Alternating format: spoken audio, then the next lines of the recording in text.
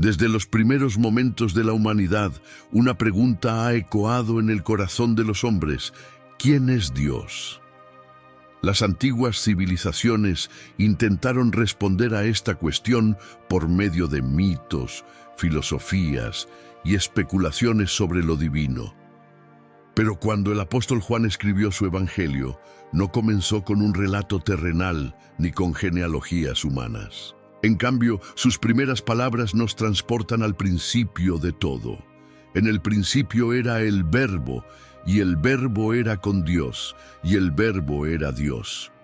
Con esta declaración, Juan no solo nos introduce al evangelio, sino que nos revela el mayor de los misterios. Jesucristo no solo es el Hijo de Dios, Él es Dios mismo, eterno y creador de todas las cosas. Sin embargo, para muchos, este concepto sigue siendo un enigma. ¿Qué significa exactamente que Cristo es el Verbo? ¿Por qué Juan usó esta expresión? ¿Cómo podemos entender su relación con Dios y con la humanidad? A lo largo de la historia, filósofos y teólogos han debatido sobre estas palabras, intentando descifrar el profundo mensaje que ellas encierran. Pero la respuesta no se encuentra en teorías humanas, sino en la propia Escritura. El Evangelio de Juan no solo nos habla de la eternidad de Cristo, sino de su misión redentora. Desde el principio, el plan de Dios fue revelar su gloria a través de su Hijo, permitiéndonos conocerlo y tener comunión con Él. Pero para que esto fuera posible, el Verbo tuvo que descender del cielo, hacerse carne y habitar entre nosotros. Su historia es la historia de la luz, enfrentando las tinieblas, del amor divino manifestado en su máxima expresión. Mientras avanzamos en esta revelación, descubriremos el significado oculto detrás del término logos, la importancia de la encarnación y el propósito eterno de Cristo como Salvador. Sin embargo, este viaje nos llevará más allá del conocimiento teórico. Nos confrontará con una verdad innegable. Si el Verbo es la luz, entonces debemos decidir si caminamos en ella o permanecemos en la oscuridad. Antes de que el universo existiera, antes de que el tiempo comenzara su curso, antes de que la primera estrella brillara en los cielos, el Verbo ya era. Esta es la afirmación asombrosa con la que Juan abre su evangelio. No dice que el Verbo fue creado en algún momento de la historia ni que tuvo un comienzo como cualquier ser creado. Él simplemente era. Esta verdad desmonta muchas de las creencias erróneas que a lo largo de los siglos intentaron reducir la divinidad de Cristo. Algunos afirmaron que Jesús era un ser creado, un ángel elevado por Dios, a una posición especial, pero no igual a Él. Otros enseñaron que Cristo solo adquirió su divinidad después de su bautismo, como si hubiese sido adoptado por el Padre. Pero Juan, inspirado por el Espíritu Santo, es categórico. El Verbo existía desde la eternidad. El uso del término logos no fue accidental. En la cultura griega, logos representaba la razón suprema, el principio divino que gobernaba el cosmos. Para los judíos, la palabra de Dios era el medio por el cual Él creaba y se revelaba. Juan, al escribir su evangelio, conecta ambas ideas y declara algo mucho más profundo. Este logos no es una fuerza impersonal ni una simple expresión divina. Es una persona viva y eterna, Jesucristo, Dios mismo en esencia y naturaleza. Si Jesús fuera un ser creado, su sacrificio en la cruz no tendría el poder de redimir a la humanidad. Solo un ser infinito podía pagar una deuda infinita. Solo aquel que no tenía principio ni fin podía ofrecer una salvación eterna. Al afirmar que el Verbo estaba con Dios y era Dios, Juan nos introduce en el misterio de la Trinidad. Cristo es distinto del Padre, pero de la misma esencia que el Padre.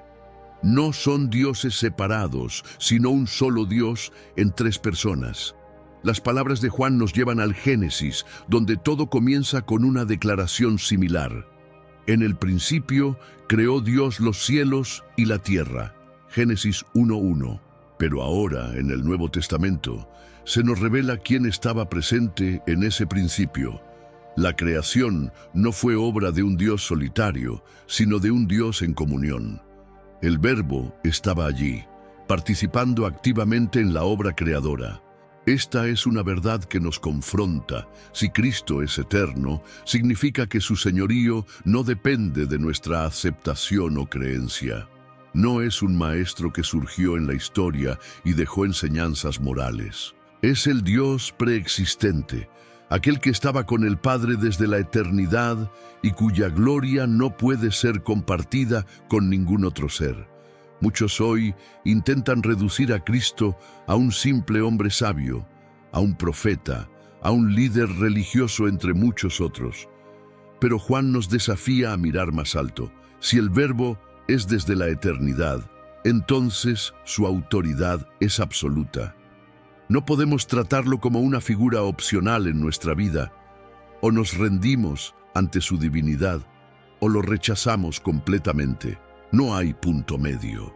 Y si el Verbo ya era antes de todo, entonces su plan también lo era. Desde la eternidad, Dios tenía un propósito. Cristo no fue enviado como una reacción improvisada al pecado de la humanidad. Desde antes de la fundación del mundo, el plan de redención ya estaba trazado. El Verbo no solo es eterno, sino que es el autor de nuestra salvación desde el principio de los tiempos. Desde los tiempos más antiguos, la humanidad ha buscado respuestas sobre el origen del universo, el propósito de la vida y la existencia de un ser supremo que gobierna todas las cosas. Filósofos y teólogos han intentado descifrar el misterio de la realidad, y en medio de estas preguntas surge un concepto que resuena en múltiples tradiciones: el Logos. Cuando Juan abre su evangelio declarando «En el principio era el Verbo», está usando deliberadamente la palabra Logos, un término que no solo tenía un significado profundo en el pensamiento judío, sino que también era central en la filosofía griega. Para los griegos, Logos representaba la razón cósmica, el principio que daba orden y coherencia al universo. Era la mente suprema detrás de todo lo que existe. Para los judíos, la palabra de Dios era el instrumento divino mediante el cual el mundo había sido creado y a través del cual Dios se revelaba a su pueblo. Pero Juan no está simplemente adoptando un concepto filosófico o teológico conocido. Está declarando algo mucho más revolucionario. El Logos no es una idea, no es un principio abstracto, ni una fuerza impersonal. Es una persona viva y eterna. Es Cristo. En un solo versículo, Juan une dos mundos de pensamiento y revela que el Dios creador del Génesis y el Logos de la razón cósmica son el mismo. No es un Dios distante ni inaccesible, sino un Dios que se expresa, que se comunica, que se hace conocer. Y la máxima expresión de esa revelación es Jesús.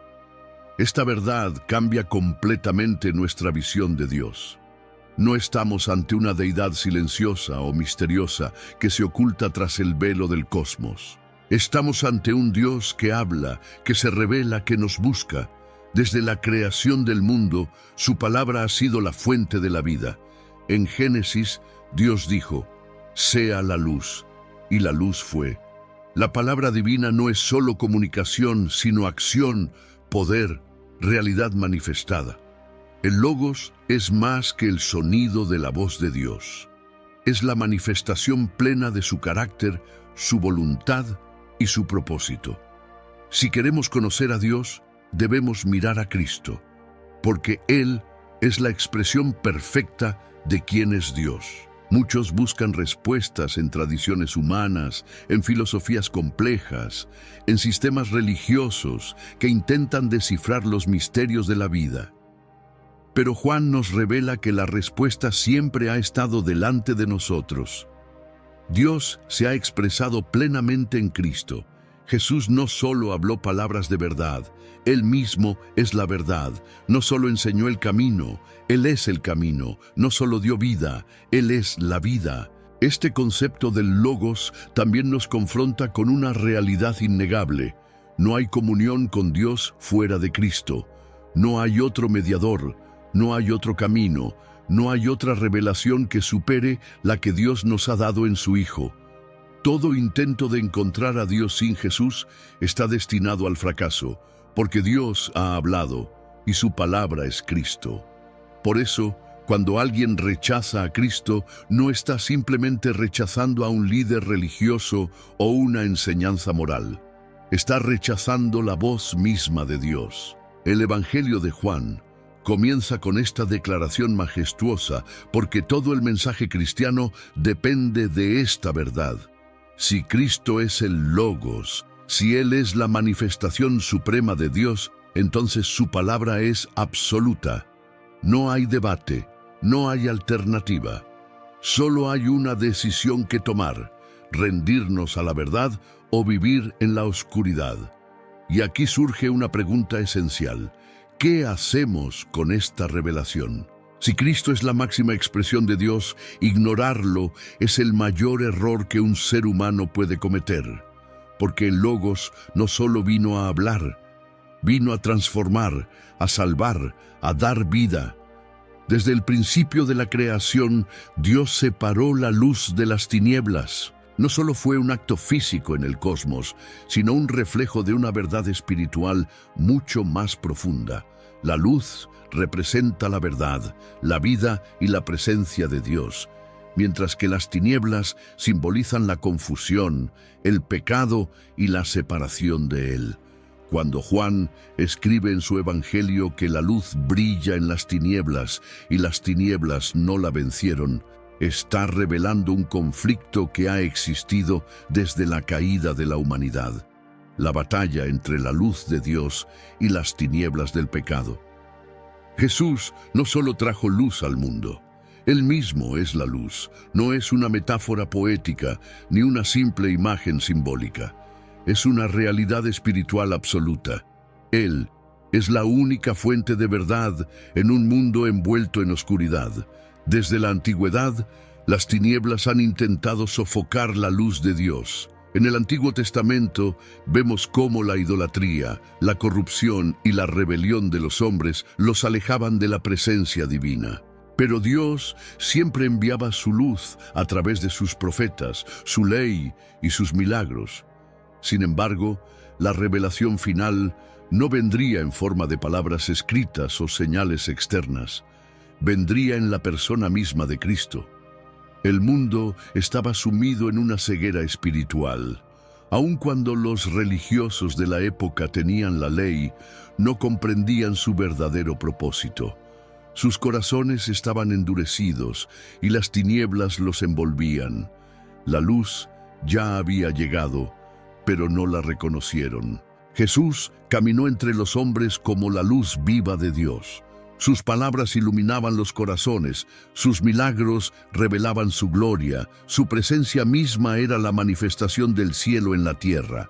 Pero el mundo amó más las tinieblas que la luz, porque sus obras eran malas.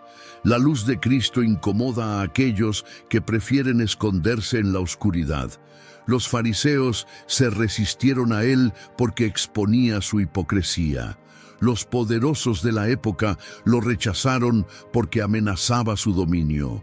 El pecado odia la luz, porque la luz revela la verdad. Pero aquí es donde la declaración de Juan es impactante. Las tinieblas no la vencieron. A pesar de los intentos de los líderes religiosos por silenciarlo, a pesar de la traición de Judas, a pesar del juicio injusto y la crucifixión brutal, la luz no fue apagada. Jesús resucitó, venciendo la oscuridad con su gloria. El triunfo de Cristo no fue solo sobre su tiempo y contexto, es un triunfo eterno. Cada persona que viene a Él experimenta el poder de esta luz. No importa cuán profundas sean las tinieblas del pecado, la vergüenza o el pasado de alguien. Cuando la luz de Cristo entra en una vida, transforma, limpia y renueva. Pero hay un detalle que no podemos ignorar. No todos aceptan la luz. Algunos prefieren permanecer en la oscuridad porque la luz confronta, exige arrepentimiento y cambio. La pregunta es inevitable.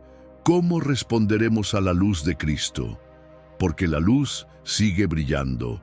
Nada puede detenerla. La luz brilló en las tinieblas y las tinieblas no la vencieron. Pero la revelación de Dios no se limitó a una manifestación externa de su gloria. La luz se hizo carne. El Dios eterno, infinito, inmortal, decidió entrar en su propia creación, tomando forma humana para caminar entre nosotros. Este es el misterio más grande de toda la historia. Dios se hizo hombre, no un ángel, no una simple aparición, no una ilusión mística. Jesús, el Verbo eterno, el creador del universo, nació como un niño indefenso en un pesebre. Para la mente humana, esto es algo inconcebible. ¿Cómo puede el Dios Todopoderoso limitarse a un cuerpo frágil? ¿Cómo es posible que aquel que sostiene las estrellas con su palabra ahora dependa del cuidado de una madre? Pero aquí radica la belleza y el escándalo de la encarnación. Dios no vino con majestad visible, sino en humildad. El Evangelio de Juan dice con claridad: «Y el Verbo se hizo carne y habitó entre nosotros». La palabra griega utilizada para habitó es skeno, que significa poner su tienda, acampar. Es la misma idea del tabernáculo en el Antiguo Testamento, donde la presencia de Dios descendía en medio del pueblo. Pero ahora Dios no está en una tienda o en un templo, está en Jesús. Los profetas habían anunciado su venida. Isaías lo llamó Emmanuel, Dios con nosotros. Miqueas predijo su nacimiento en Belén. Pero cuando finalmente llegó, el mundo no estaba listo para recibirlo. Los judíos esperaban un Mesías glorioso, un libertador político que aplastaría a Roma y restauraría el reino terrenal de Israel. En cambio, vino un carpintero de Nazaret, humilde y sin apariencia de rey. Los suyos no lo recibieron. El rechazo de Jesús comenzó desde su nacimiento. No hubo lugar para él en la posada. Su familia tuvo que huir a Egipto para salvarlo de la matanza de Herodes. El mundo ya estaba en guerra contra Dios desde su primer llanto en la tierra. Pero la encarnación no fue solo un acto de humillación. Fue la prueba suprema del amor de Dios. Cristo no vino a observar a la humanidad desde lejos. No vino solo a enseñar principios morales. Vino a sentir lo que sentimos, a experimentar el dolor, el hambre, el cansancio, la traición y la muerte. El autor de Hebreos lo expresa de manera asombrosa. Por cuanto los hijos participaron de carne y sangre, él también participó de lo mismo. Jesús se hizo completamente humano para redimirnos completamente. Y aquí está la paradoja de la encarnación. El Dios que es inaccesible se hizo accesible.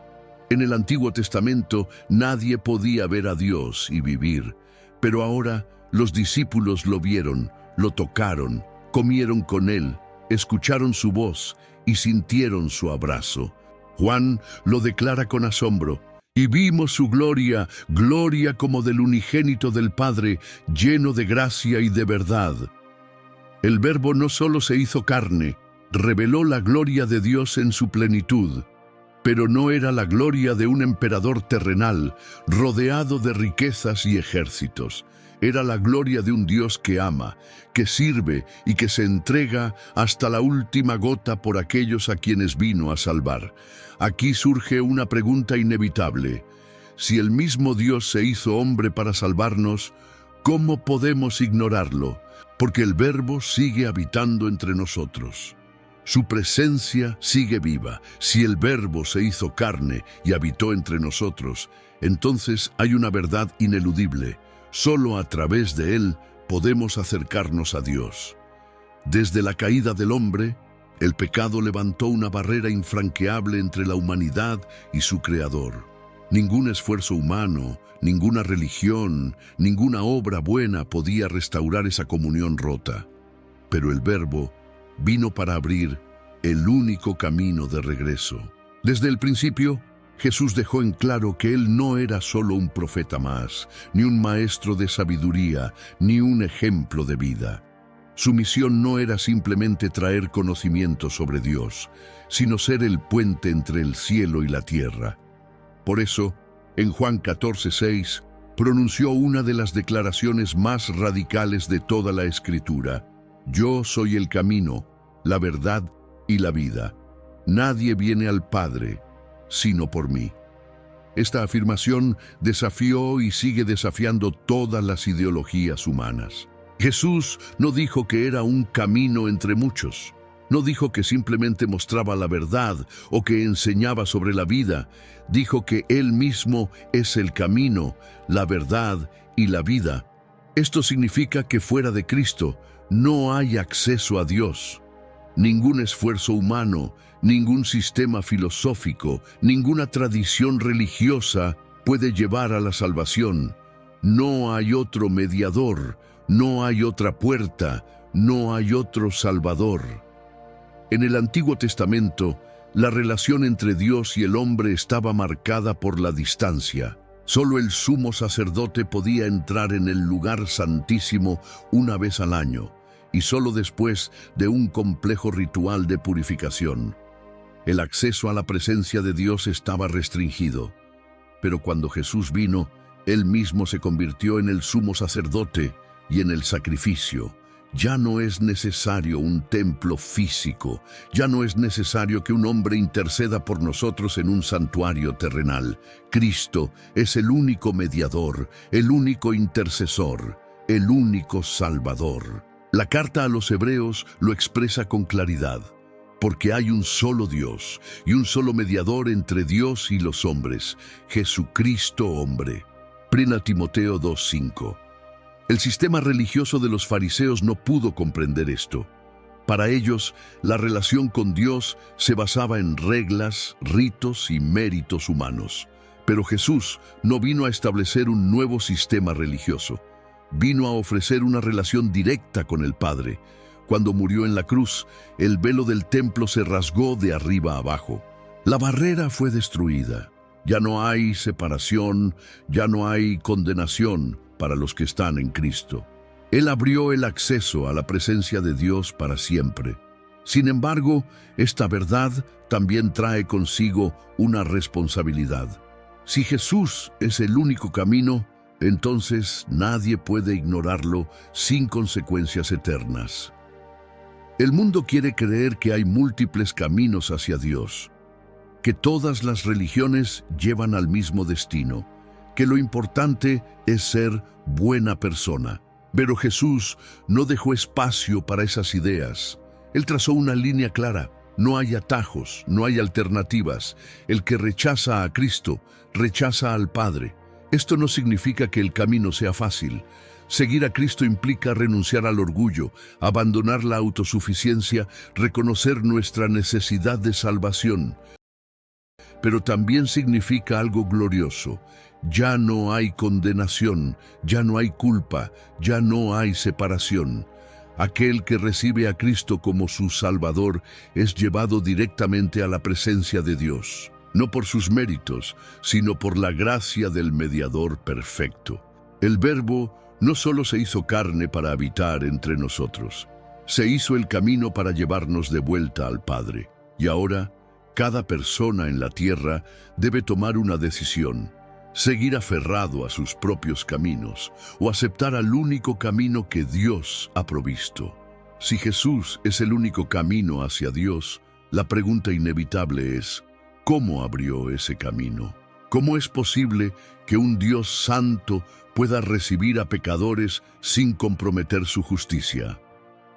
La respuesta está en el sacrificio del Cordero. Desde los tiempos antiguos, Dios había establecido que el pecado debía ser expiado con sangre. En el Antiguo Testamento, los sacrificios de animales simbolizaban la purificación del pueblo, pero eran solo sombras de algo mayor. porque ninguna sangre de toros o machos cabríos podía realmente quitar el pecado. Eran un recordatorio constante de que se necesitaba un sacrificio perfecto. Cuando Juan el Bautista vio a Jesús por primera vez, no lo presentó como un simple maestro ni como un líder revolucionario. Sus palabras fueron proféticas y reveladoras. He aquí el Cordero de Dios que quita el pecado del mundo. Juan 1:29. Este título lo decía todo.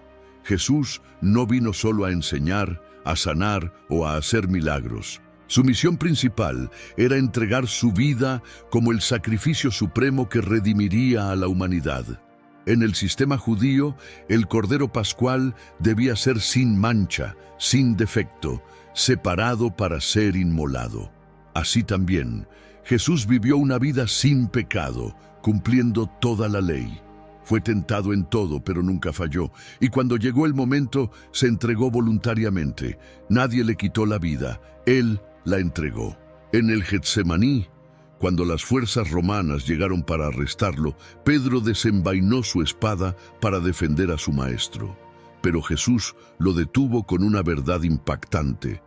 ¿Acaso piensas que no puedo rogar a mi Padre y que Él no me enviaría más de 12 legiones de ángeles? Mateo 26:53. Si Jesús hubiera querido, podría haber detenido todo con una sola palabra, pero no lo hizo, porque su amor por la humanidad era mayor que su propio sufrimiento. Y así, el Cordero fue llevado al matadero, humillado, escupido, golpeado. En la cruz cargó con la ira de Dios sobre sí mismo. El Santo se convirtió en pecado por nosotros. Los evangelios relatan que en el momento de su muerte, el cielo se oscureció. La tierra tembló. El velo del templo se rasgó de arriba a abajo. Era el juicio divino cayendo sobre el Hijo de Dios. Pero lo más asombroso es que Jesús no murió como un derrotado. Sus últimas palabras no fueron un susurro de desesperación, sino un grito de victoria. Consumado es. Juan 19:30. Con ese grito, la deuda del pecado fue pagada. Las cadenas de la condenación fueron rotas. El sacrificio había sido aceptado. Si Jesús hubiera permanecido en la tumba, su muerte habría sido en vano. Pero al tercer día resucitó, confirmando que su obra era perfecta y suficiente. Desde entonces ya no hay más sacrificios, ya no hay más altares, ya no hay más sangre derramada. Cristo es el sacrificio final y perfecto. Por eso, cada ser humano tiene ante sí la decisión más importante de su existencia: aceptar el sacrificio del Cordero o rechazarlo y cargar con su propio pecado. La cruz sigue siendo el punto de división de la humanidad. Para unos es escándalo, para otros es locura, pero para los que creen es poder de Dios para salvación, porque no hay redención sin sangre y no hay salvación sin el Cordero. Desde el principio, el Verbo estuvo con Dios. Desde la eternidad, Él es la luz que nunca dejó de brillar, pero un día esa luz descendió al mundo, se hizo carne, caminó entre nosotros, sufrió por nosotros y entregó su vida para que tuviéramos acceso al Padre. Jesús no vino solo para ser admirado, sino para ser recibido. Juan 1:12 lo deja claro: mas a todos los que le recibieron, a los que creen en su nombre, les dio potestad de ser hechos hijos de Dios. No basta con saber que Cristo es el Verbo, no basta con conocer su historia. El llamado es claro. Se trata de recibirlo y entregarse a Él, porque el Verbo sigue llamando, sigue invitando. Hoy la luz brilla en las tinieblas y cada persona debe decidir ignorarla o seguirla. Para muchos, la cruz sigue siendo un escándalo, pero para aquellos que creen, es poder de Dios para salvación. El Verbo habló, la palabra fue dada, y la puerta sigue abierta. Pero ¿por cuánto tiempo más? Nadie lo sabe.